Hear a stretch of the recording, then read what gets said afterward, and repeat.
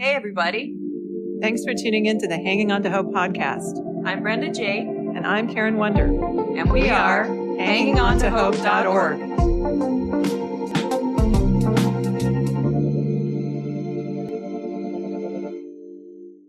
This podcast is intended as educational and is not psychological or medical advice. Always consult a professional when needed, and we disclaim any liability in connection with the instruction, information, or advice given. Welcome to the Hanging On to Hope podcast. This is Karen B. I'm very excited for today's guest. Dr. Terence Lester is an author, storyteller, public speaker, and community activist.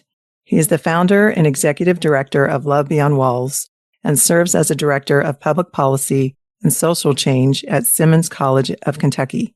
Today, we're going to discuss his latest book, From Dropout to Doctorate, Breaking the Chains of Educational Injustice. So welcome to the show, Dr. Lester. Hey, how's it going? Good. So nice to officially meet you. No, it's nice to meet you both, and I'm really excited about our discussion. Yes, I am too. Continuing with part 2. So you write about ACEs, which stands for Adverse Childhood Experiences, and say you scored 10 out of 10. You write that, each yes I answered brought back the moments when I felt a sense of invisibility within my own family, the fear I experienced from witnessing physical violence, and all the days. I watched my mom fight to ensure that my sister and I had our basic needs met. That perfect score of mine was a painful affirmation of my past trauma, but it also became the first step in understanding the depth of my resilience and the beginning of my journey toward healing, as I overcame many barriers to reach the educational progress I attained when, statistically, I was destined to fail. Can you share more about that? Yeah. You all just came today with all the loaded questions, right? All the loaded questions. Before I answer, I would love to, and I don't mean to flip it back. Seriously, but when you were reading that as a reader, what were you thinking? I just felt so much compassion for you, but at the same time, it was making me think about my children witnessing the physical violence at times that I didn't know about. So I got a little bit more sad while I was reading that. I felt compassion for you and compassion for my children and the stumbling blocks and how difficult it has been as they're adults now to work through all of this. Mm-hmm. And that's why we do what we do, because if you are with an abusive person, no matter what the color, you should not stay, because it, especially with children, it traumatizes the children to the point where, just like you were talking about a kid in school and their brain, and you go into amygdala hijack, and so every circumstance, trauma can be different, but that's what I was thinking about. Mm-hmm. Mm-hmm. What about you? What were you thinking? I mean, I know when I went through the ACEs, I scored like 3 or something like that. So I was just thinking about, you scoring 10 out of 10. And then I know later in your book, you talk about, that's not even an accurate representation, a lot of what they consider the adverse childhood experiences. So, yeah, I want to read something in that section. I think would help me to describe that a little bit. Yeah. Hold it here. You all weren't prepared for me to ask you back some questions, huh? Nobody ever does. But I'm okay, because my brain, you have to be, with podcasting, it's a skill. And so you have to not talk and over talk. With your listeners, you need to let everybody talk, so you have all these thoughts going through your mind. Yeah. Some people write them down, but I just either let them go, and if I remember it, then I'll say it. So you got to ask me what was going on in my brain. I actually kind of loved it. So how much do we owe you for this therapy session? Yeah, I always like to ask questions back, because it just helps to create more conversation. But yeah, what actually shows that you care and that you're listening. So I appreciate it. Yeah. More than anything. Well, you talked about ACEs, and I was talking to one of my friends who is a functional neurologist, a good friend of mine. His name is Dr. Jerome Libby. and we were talking about ACEs quiz, which its origins didn't even start out being for or considered to measure the first childhood experiences based on people who derive from historically marginalized communities. It was actually authored by a doctor who was working with Kaiser Permanente that was trying to figure out why people were becoming obese. Really? Interesting. Yeah, only to discover that it could be used to unpack the traumatic experiences, right? And so years later, many clinicians have started to use it to understand the impacts, the outcomes of children who have to navigate an adverse set of experiences before you reach adulthood. And so I'm having this conversation with my friend, Dr. Jerome. I remember him giving this powerful metaphor. So let's just say everybody's standing on level ground. And he says every tick in the ACEs is like you are going down a ditch emotionally based on the traumatic experiences. And least experiences that you have, or you check off in this test, the closer you are to level ground. He says, yes, you answer on this test can be seen as a negative number or encounter or traumatic experience. And it's effectively lowering you into a pit created by damaging and or life-threatening experiences. You must then work to climb out of this pit just to reach emotionally stable ground. Let's just sit with that for a moment. Like, it's only 10 questions, but the 10 questions loaded, right? Have you, physical abuse, exposure to violence, neglect, all of these sorts of things, right? And the more you check yes, the more lower you become in this pit. And it takes more work to navigate all of these traumatic experiences to get to a place of emotional stability. He goes on to say, in reality, the higher your ACE score, the more your body had to overcome, as many have written about how the body keeps the score. You are encountered with trauma. There's a memory there. And it takes a lot of work to process, to name, and to unpack, and to forgive yourself, and to get to a place where you don't forget or erase, but you in healthy ways to live with memory. Right. When I think of ACEs, and you ask that question, think about the number of children yet to become adults who are carrying trauma around. Body keeps the score. They haven't had safe spaces. They haven't had, guidance or support. It gives them the courage to trust their voice. That can show up in a number of ways.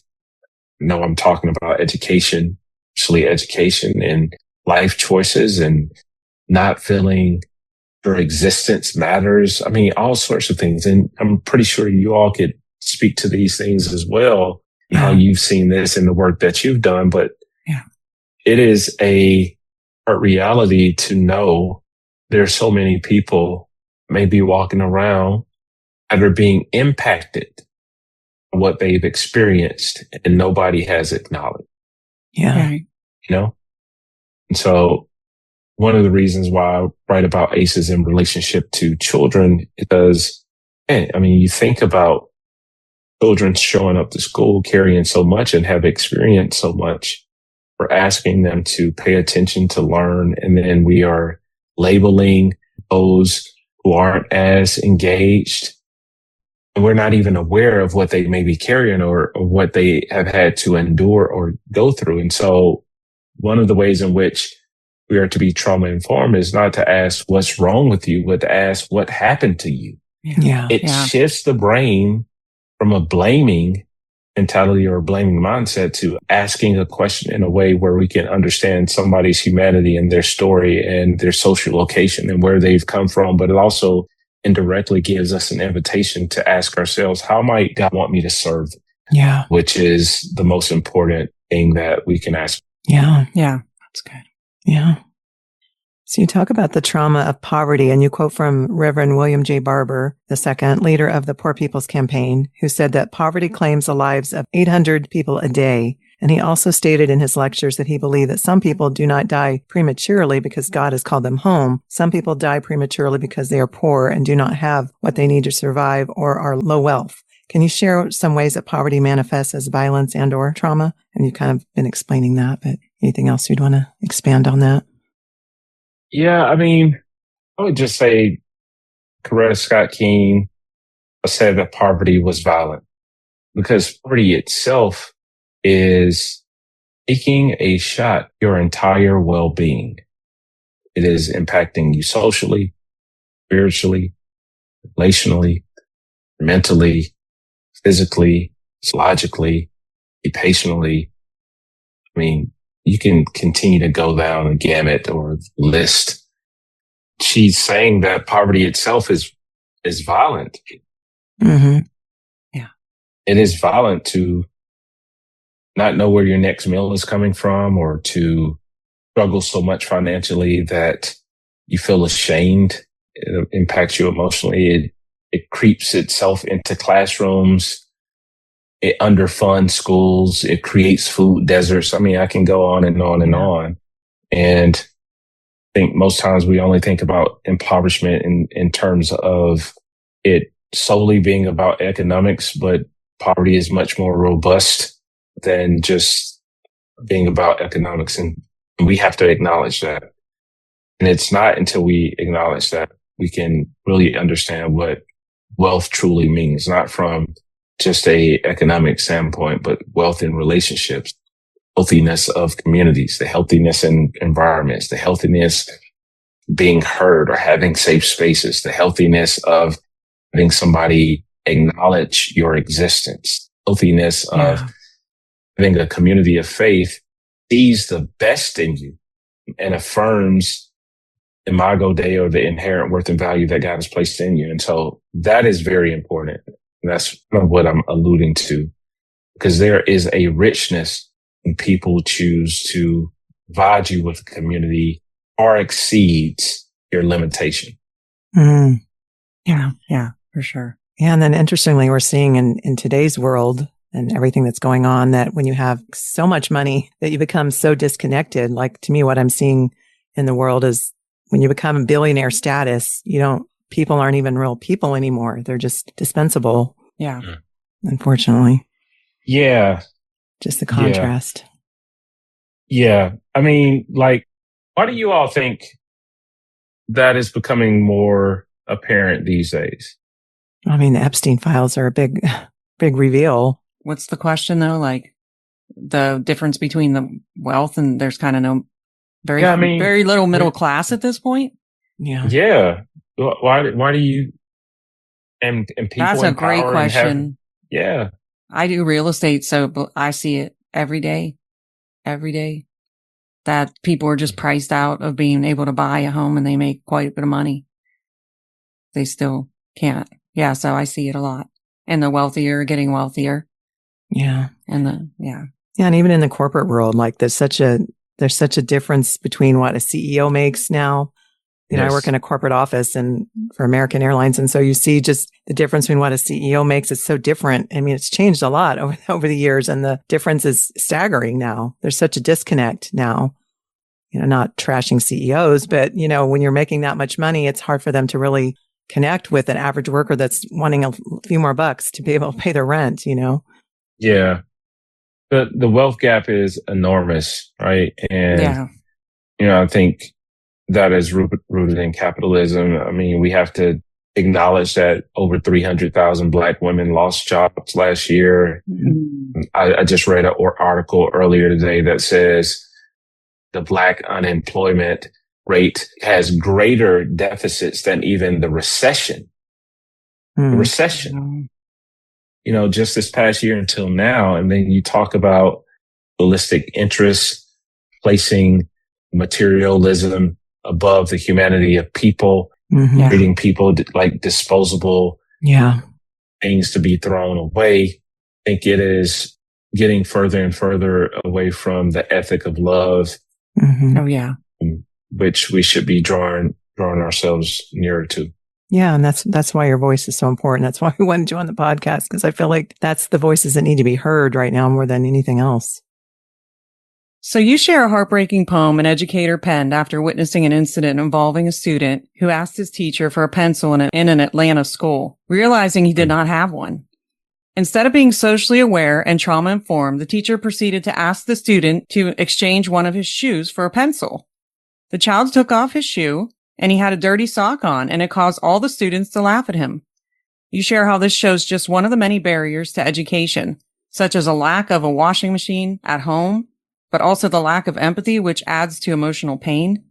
Can you share some ways your nonprofit, Love Beyond Walls, seeks to help in this area? And also, can you share the importance of educators being trauma-informed? Yeah, that's in the chapter called 'Cause I Ain't Got No Pencil. And it was taken from a poem called 'Cause I Ain't Got No Pencil. And that was written by an educator, Joshua T. Dickerson. He actually wrote that poem in 2014 that went viral. He wrote that after witnessing what you just explained in terms of Ori, with this student being put on the spot and the teacher setting this child up to be bullied. I think one of the things that teacher should have realized is that there's a story behind every student. Yeah. Student's classroom presence is different from a student's home life. The student's home life is different from the actual environment, the social stigmas that student has to navigate. That is also different from the lived experiences. Every student actually has their own unique experience or lived experience that we have to consider. And then, the emotional impact of those experiences looks different for so many children. And it is almost important, or you do yourself a great disservice if you don't really understand the impact of how it is when you treat somebody as if they don't have any background, any story, any experiences that far exceed what we see in the present moment. And, just speaking to educators, like talk to a lot, I've had a lot of experiences myself. And I think it's so important, educators, to just be aware. Every student has a story. But greater than that, if you are a person that serving in the church community, serving in community, period, being trauma informed is really important, because it helps you to R is 4 R's. It helps you to realize, it helps you to recognize, it helps you to respond. And it also helps you to resist re-traumatizing somebody, right? Realizing that, understanding that the world itself is just widespread with the impact of trauma.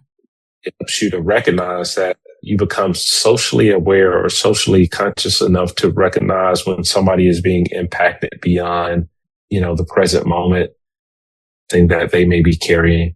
Respond part is, really understanding and asking yourself, how might I respond in this moment to stand with someone, not to try to control or manipulate or fix, but to just be present with someone who is navigating, and then being aware of words and phrases and ways in which we can re-traumatize somebody, right? And so we have to resist that, and being aware and helps us to serve people better, to practice empathy and compassion better, to do as Jesus did, be moved with compassion. Matthew 9, when he saw people who were weary and like sheep with no shepherd. But he then goes on to say, hey, the harvest is plentiful, but the laborers are few, right? Meaning there's great need all around us. But will we be a part of the people who are the many who aren't being active with compassion, or will we become this group that is very small but so impactful, the few? Say, you know what? we're going to do something about it. Yeah. And so, I mean, with Love Beyond Walls, we are building resource rooms called Zion's Closet in Title I schools that become resource centers to service the whole family, but specifically students who are showing up in school who may not have their clothes washed. You know, it's washing machines and dryers, it's refrigeration, it's computer labs for families who don't have access to technology so parents can come in and fill out job applications. It has a safe space where mental health professionals can come in and actually meet with parents, and they don't have to feel the sting of shame for not being equipped to actually be present in their child's life who is in school. There's hygiene products and clothing items and shoes and all of these resources that help educators and social workers not have to constantly look outside the four walls to try to source resources that sometimes are scarce. It's right there.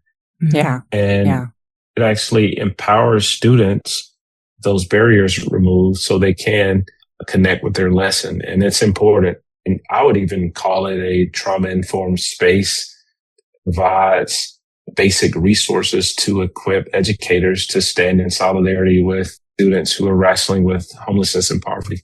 Yeah, that's amazing. And I remember what I was going to say before, because what you said was so much better. So it was powerful when you said at the beginning of the podcast that it's different when you actually go out and you're actually doing those things. Like you said, you seem like people that actually want to make the change and go out and do it, which is what we are. But there's so many people when we were talking about the wealth gap that say that they're these things and they have all this money, but they're not out doing anything. And they'll even say they're believers, whatever, but the workers are few. So when you were explaining that, it just all made sense to me. Yeah. Yeah. We need to go out and do the stuff. And there's very few people that want to do it, but we need to do it because Jesus calls us to do it. Yeah. So we just want to do what he tells us to do. So you share about the difficulties you had in high school and keeping up with academics, and you share about a meeting between you, your mom, and the assistant principal of the high school. And you share how he had told you how you would not be able to finish school there as you had fallen too far behind.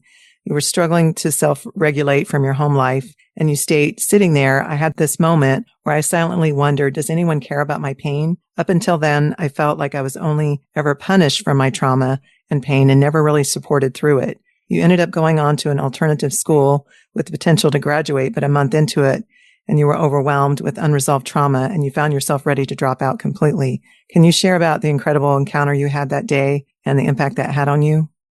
That was such a pivotal part in your story. Yeah. Well, not with giving too much of the book away. Yes. I would say one of the reasons why I was able to finish high school and go on to obtain, multiple degrees and a PhD, start an organization doing the type of work that we're doing with Zion's Closet and other initiatives to impact people who in many ways I can identify with and I write about in the book is because of one word, and that word is the power of community. Community is an overlooked resource we need so much of to navigate life's challenges, pitfall, and community is the thing that God used to change the trajectory of my life. Whether it was a pivotal conversation, was a high school teacher, mentor, it was a church community who gave me space to heal, whether it was my mom who never gave up believing in the power of education and championed me onward to become who I am today. My mom even became doctor. And so he was a powerful example, or even my own biological father, who became one of my best friends towards the end of his life. Carry and embody whole community. The good parts, the bad parts, the struggles, but also the victories, the triumphs, the dreams, the hopes. I think all of that has given me an opportunity, my path that God has called me to, which is to serve others. I think one of the things that I would challenge people to think about or consider is not just about what I'm navigating, but how can God actually use this to empower me to serve other people? Yeah. Yeah. We started out the conversation with you all sharing a little bit about your story, but still talking about the work that you're doing with your nonprofit and serving the unhoused community and women who've experienced domestic violence and things like that. Part of that is born out of the redemption of pain. Mm-hmm. Absolutely. And the wisdom that was gained there. Yeah. And I think the power of community. And so, my message to those who are listening, as well as people who may pick up this book, is you never know how God can use community not only to restore you, but also to use you to become community to restore others. Yeah. Yes, absolutely. Yeah, I really feel like that was the main theme of your book. Well, that's what I picked up on because there were so many pivotal people. But even, there was people that spoke into you in a positive way. But even your boss you had when you worked at the warehouse, that gave you more tenacity. Because I remember you saying, that was such a turning point because he was so not affirming to you and telling, almost mocking you. That gave you more tenacity to say, no, I am going to do this. Yeah. And I remember that the trauma was so bad. Like my ex-husband was a pastor that started a cult, started sleeping with one of his cult members. And I remember during that time, I didn't believe it was true, but I remember feeling invisible and feeling like nobody cared. I was all alone and I had to figure it out on my own. And that was as an adult. So it's one of the worst feelings. So now I've spent most of my day just listening to other women and just letting them tell their story and letting them know that they're known and that I care. And that means more than people know. And there's this whole movement going on now that like trauma informed care, like, you hear the negatives about it. Like you just need to suck it up or whatever and just move on. But it works so well because you're kind to yourself. You're not so hard on yourself, but you need to build resilience in order to function. And so I've spent the last 7 years because, like you said at the beginning, my brain did not work at all when I first got out. I was completely controlled. My podcast is called Becoming a Person Again. I wasn't even a person. And so it just took so long to even be able to think, to have a conversation like this, where I'm actually comprehending and it's just powerful. At the beginning of our podcast, I was just like this the whole time. And I'm like, if I just keep doing this, I got to get better, right? And so it is building that resilience, but it's being kind to yourself and having empathy and compassion for other people. So. Yeah, that's really powerful. Yeah. How can we nurture and support churches to better support those facing the challenges of poverty, trauma, and systematic exclusion? Yeah.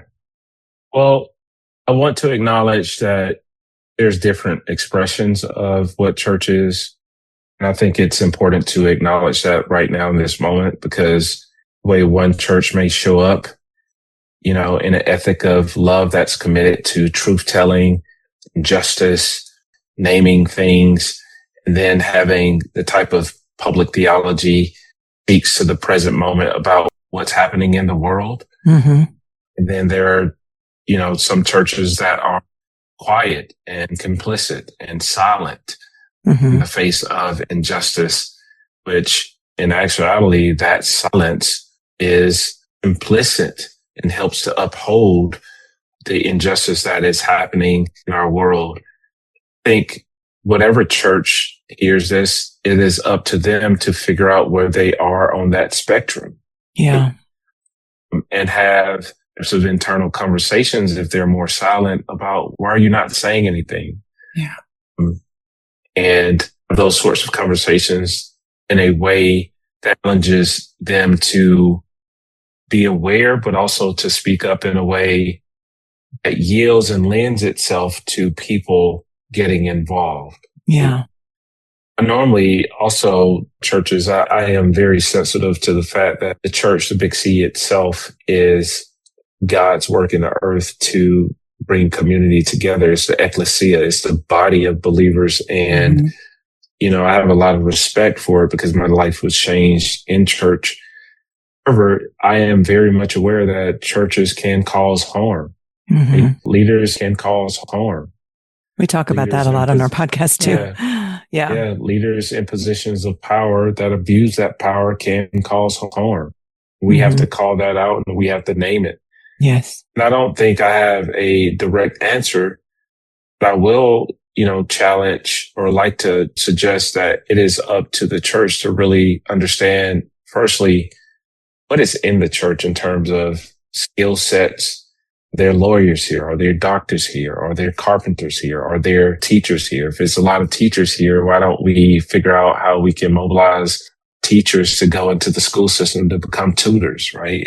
There are carpenters here? Why don't we figure out how we can repair homes or build homes for those who are unhoused? Yeah. Is there a strategist there? Is there technologists there? Like really trying to tap into and assess what God has placed in the congregation and how we are to use those gifts to serve the world around us.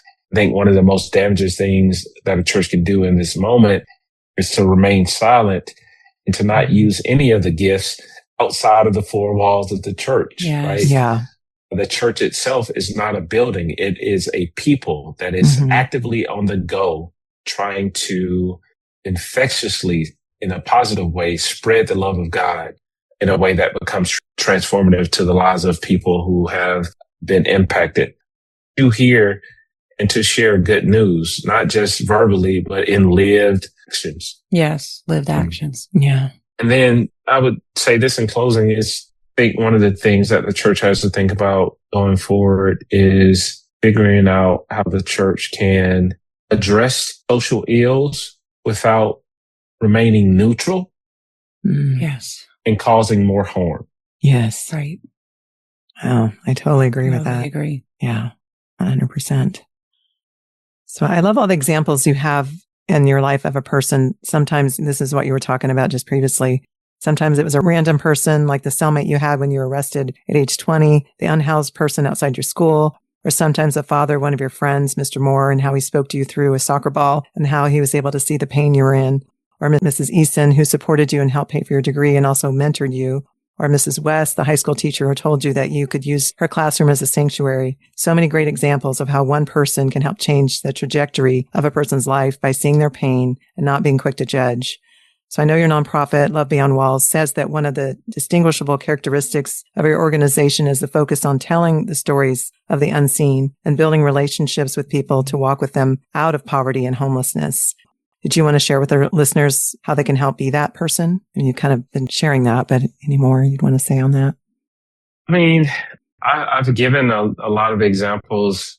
I will say, though, I would encourage people to, one, not just be a willing person, but be an available person. Most times people are willing, but they're just not available, meaning that they don't have the margin to actually serve and be proximate to people because of busy schedules and having too much on your plate. And sometimes we're doing a lot of good things, but they're not best things that actually sets us up to surface as a lifestyle.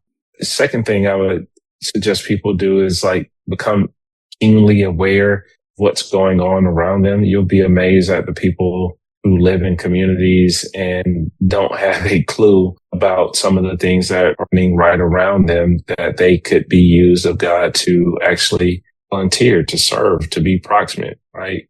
Yeah. Figure out what's going on around you in your own community and what organizations are actually on the front lines doing work. Start there, right?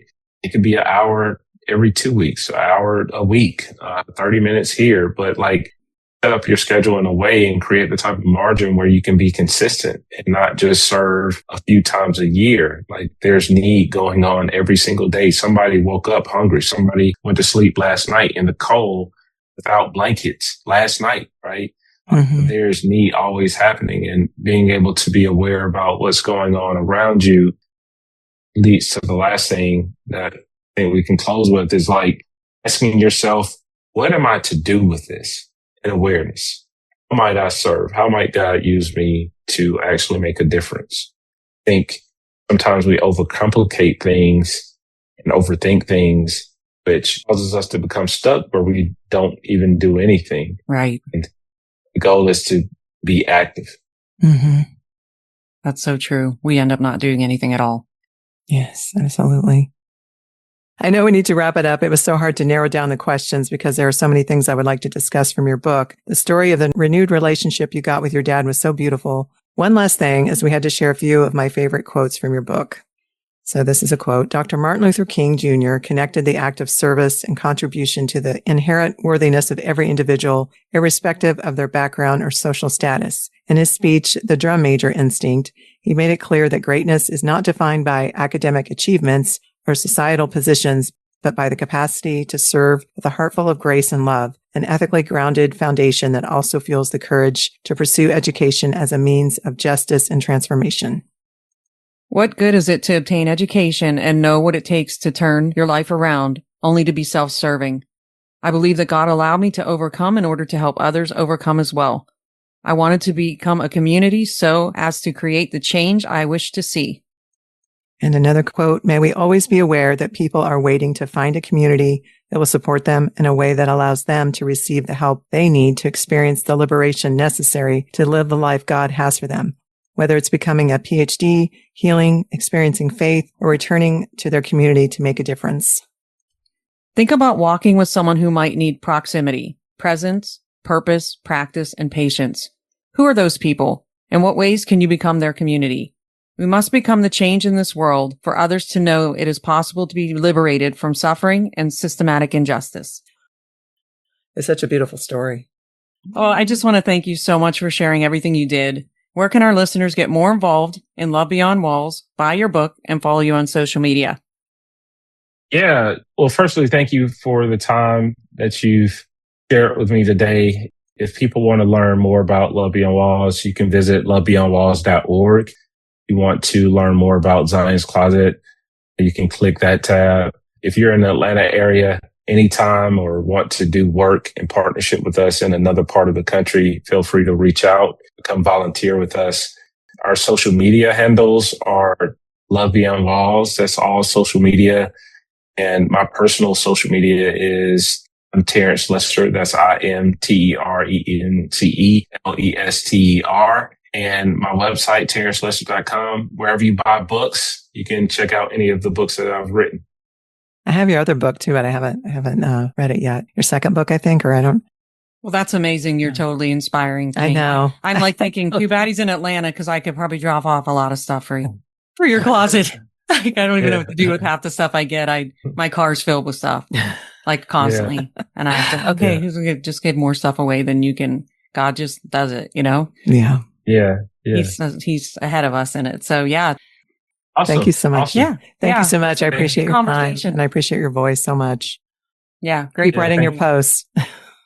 I will. Thank you all so much. Thanks for being so deep because I used to not be deep. She was deep and now I'm deep too. Now she's deep too. I'm deep too now. All right. Thank you so much. You have a great day. God bless you. All right. All right. You all have a good one. All right. Okay. You too. Thanks. Thanks for tuning in to Hanging On to Hope. Check out our website, hangingontohope.org. There are resources on there. And if you would like to donate or volunteer, you can do that through our website. We are a brand new nonprofit, so we appreciate any and all support. And we thank you for listening. And until next time, keep hanging on to hope. We are evidence that there is hope and healing for you, and our passion is to help you find it too. So thanks for tuning in. Thanks for listening, everyone.